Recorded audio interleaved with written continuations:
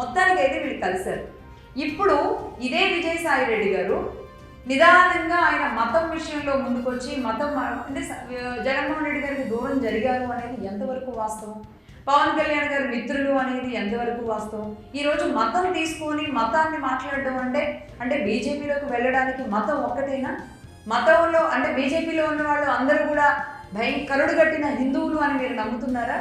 అంటే ఆ హిందుత్వం తీసుకోగానే అందరూ బీజేపీ వాళ్ళు అవుతారా? హిందుత్వంతో బీజేపీ ఏం పుట్టలేదు కదా. బీజేపీ హిందుత్వ పార్టీగా తన ఎజెండాగా వెళుతుంది. నేను దేవన్ నుంచి చెప్తున్నా, మోడీ గారి విషయంలో అవును ఆయన హిందుత్వ రాజే కొన్ని విషయంలో కఠిన నిర్ణయాలు తీసుకుంటున్నారని నేనే చెప్పాను. కానీ ఆయనే సనాతనంతో పాటు బీజేపీ పుట్టలేదు, సనాతనంతో పాటు మోడీ గారు పుట్టలేదు. సనాతనాన్ని పరిరక్షించడానికి ఎవరో ఒకరు అలా వస్తూ దానిని క్యారీ చేస్తూ వెళుతూ ఉంటారు. రామకృష్ణ పరమహంస నుంచి వివేకానంద దగ్గర నుంచి ఎంతోమంది ఉన్నారు, వాళ్ళల్లో మోడీ గారు కూడా ఉంటారు, నో డౌట్ అబౌట్ ఇట్. కానీ ఈ అంశాన్ని వాడుకొని రాజకీయాల కోసం వద్దాము అనుకునేలాంటి వాళ్ళకి మరి ఎంతవరకు శ్రేయస్కరమో ఆలోచించాలి. ఇక అలాగే పొలోమని మనోడు కొంతమంది వచ్చేస్తారు. విజయసాయి రెడ్డి గారి ట్వీట్ చూడంగానే వాళ్ళకి ఏం కనబడుతుందంటే క్రిస్టియానిటీని 2 దశాబ్దాలుగా పెంచారు, జగన్మోహన్ రెడ్డి గారు పెంచారనే విషయాన్ని విజయసాయి రెడ్డి గారు కూడా ధృవీకరించారు అని చెప్తుంటారు. నిజంగా నాకు ఇలాంటివి చూసినప్పుడు నవ్వు వస్తూ ఉంటుంది. అంటే విజయసాయి రెడ్డి గారు ఎవరిని ఆంధ్రప్రదేశ్లో పెరిగిందని ఏమన్నా అక్కడ ట్వీట్లో ఇచ్చారా? ఇవ్వలేదు. జగన్మోహన్ రెడ్డి గారు పెంచారని జగన్మోహన్ రెడ్డి గారి పేరు ఏమన్నా ఇచ్చారా? ఇవ్వలేదు. పోనీ భారతీ గారి విషయంలో గతంలో చాలామంది ఆవిడకి ఇంటర్నేషనల్ క్రిస్టియన్ మిషనరీతో సంబంధాలు ఉన్నాయి కాబట్టి ఆంధ్రప్రదేశ్లో కూడా క్రిస్టియానిటీని పెంచడానికి భారతీ గారు చాలా బలంగా పనిచేస్తూ ఉంటారు కాబట్టే ఆవిడ దేవీ దేవతల దగ్గరికి రారు అన్నారు. సరే, ఆవిడ నమ్మకం నిజంగా అదే అయినప్పుడు, క్రిస్టియానిటీ ఆవిడ నమ్మినప్పుడు ఆవిడ మతాన్ని, ఆవిడ అనుసరించే మతాన్ని, ఆవిడ విధానాన్ని మనం కూడా గౌరవించాలి.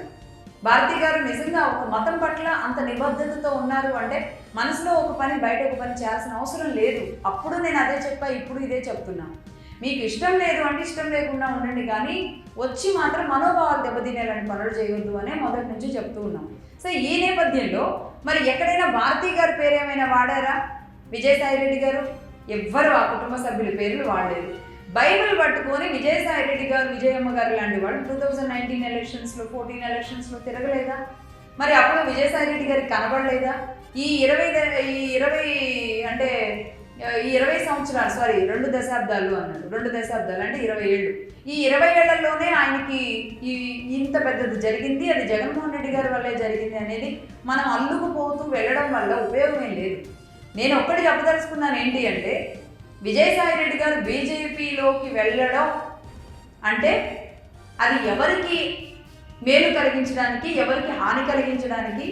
అసలు విజయసాయి రెడ్డి గారు మొన్నే జనవరి 24వ తారీఖునే నేను అసలు రాజకీయాలు చేయను, వ్యవసాయం చేసుకుంటా ప్రశాంతంగా అన్న వ్యక్తి మళ్ళీ ఇటువైపు ఎందుకు వస్తున్నారు?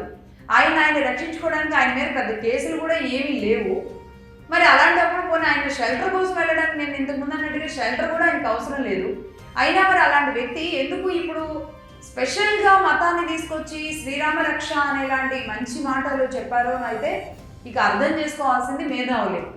బట్ దీన్ని విజయసాయి రెడ్డి గారు ఒకవేళ నిజంగానే హిందూ పరిరక్షకులుగా మారి, ఎందుకంటే చాలామంది ముస్లింలు క్రిస్టియన్లు మారి హిందువులుగా వచ్చిన సంఘటనలు మనం ఎక్కడ చూడలేదు, కానీ చాలామంది ముస్లింలు రామ భక్తులుగా, కృష్ణ భక్తులుగా మారి నిజంగా ఆ భక్తి దర్శనంతో కూడా వాళ్ళు పునీతమయ్యి వాళ్ళకి దేవుళ్ళు కనిపించిన సంఘటనలు కూడా చాలా ఉన్నాయి.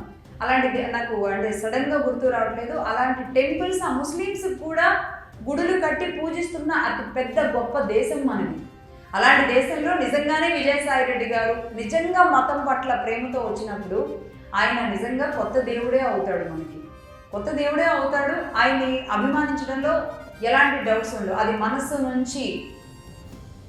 నుంచి ఆయన చేసిన ఏమైనా తప్పుల నుంచి, పశ్చాత్తాపాల నుంచి పుట్టిన ఒకవేళ అగ్ని గరళంలాగా ఆయనకి దేవుడు కనిపించో, లేదంటే ఆయన మనసు మార్చుకోనో, లేదంటే నేను పుట్టి పెరిగిందంతా హిందుత్వంలోనే కానీ ఈ వీళ్ళతో వెళ్ళిన తర్వాతే నాకు ఇలాంటిదన్నీ అంటుకున్నాయి, నెంబర్ 2గా మారి ముద్రపడిపోయి ఈరోజు సమాజం ముందు తలెత్తుకోలేకపోతున్నానని అనుకుని ఆయనలో వచ్చిన అతి పెద్ద మార్పు, పశ్చాత్తాపం కారణంగా మళ్ళీ ఆయన ఇలాంటి పదాలు మాట్లాడితే కనుక నిజంగా ఆయనకి చేతులెత్తి దండం పెడతాను. మీరు అలాగే ఉండండి, ఇలాగే నిలబడండి, దానికి మీరు ఏ పార్టీలో కూడా ఉండాల్సిన అవసరం లేదు అని చెప్తాం. కాకపోతే ఆలోచించుకోవాల్సిన వాళ్ళు, ఈయన ఏ మాట అన్నా సరే ఇది బీజేపీ భావజాలంతో కాదు, ఇది జగన్మోహన్ రెడ్డి గారికి తిట్టడానికి ఉపయోగపడుతుంది ఈయన ట్వీట్ అనుకుంటే మాత్రం చాలా పొరపాటు పడినట్టే. అలాగే ఇంకొక విషయం, ఈయన ఇప్పటికి 2 అస్త్రాలు ఉపయోగించారు బీజేపీ పెద్దలందరితో కూడా ఆయనకి మంచి సయోధ్య ఉంది. అటు వైసీపీలో ఉన్నప్పుడు ఉంది, వైసీపీలో లేనప్పుడు కూడా ఉంది. ఎందుకంటే ఢిల్లీలో చక్రం తిప్పింది జగన్మోహన్ రెడ్డి గారి తరఫున ఆయనే, అప్పుడు ఆయనే, ఇప్పుడు కూడా మేబీ ఆయనే కావచ్చు, ఇంకెవరు లేరు కూడా కాబట్టి అక్కడ. కాబట్టి దీన్ని ఆలోచించుకోవాల్సింది ఇక టీడీపీలో ఉన్న పెద్దలే. ఆయన ఇప్పటికే ఒక 2 అస్త్రాలు వాడారు.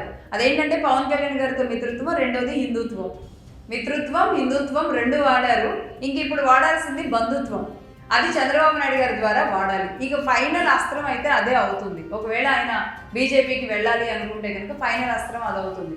ఏంటిదంటే బంధుత్వంలో భువనేశ్వరి గారి అన్న కొడుకు తారకరత్న, అలాగే విజయసాయిరెడ్డి గారి భార్య చెల్లెలు, అంటే ఆయన మరదలు, విజయసాయిరెడ్డి గారి మరదలు బిడ్డ అలేఖ్యా రెడ్డి.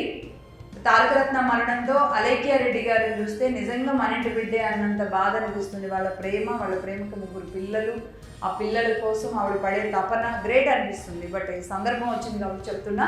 బట్ అలేఖ్యా రెడ్డి గారు అంటే ఇక్కడ బంధుత్వం ఉంది కాబట్టి చంద్రబాబు నాయుడు గారు, విజయసాయిరెడ్డి గారు అన్నదమ్ములు వరుసలు అవుతారు.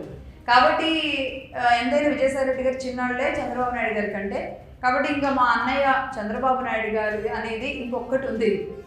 మిత్రత్వం అయిపోయింది, ఆయన హిందుత్వం అయిపోయింది, బంధుత్వం వాడాలంటే కనుక ఇది ఒకటి ఉంది. మరి ఇక చూడాలి, ఇది ఒక అస్త్రం మిగిలింది కాబట్టి ఆయన ఎంట్రీకి ఏం జరుగుతుందో చూడాలి. రైట్, ఇది విజయసాయిరెడ్డి గారి ట్వీట్ మీద అన్ని కోణాల్లో జరుగుతున్న అన్ని విషయాల ఆస్పెక్ట్లో చెప్పడమే నా ఉద్దేశం. కానీ ఇక్కడ విజయసాయిరెడ్డి గారు బీజేపీకి వెళ్ళొద్దని కానీ, లేకపోతే జగన్మోహన్ రెడ్డి గారికి తిట్టొద్దు అని కానీ చెప్పడం మా ఉద్దేశం కాదు.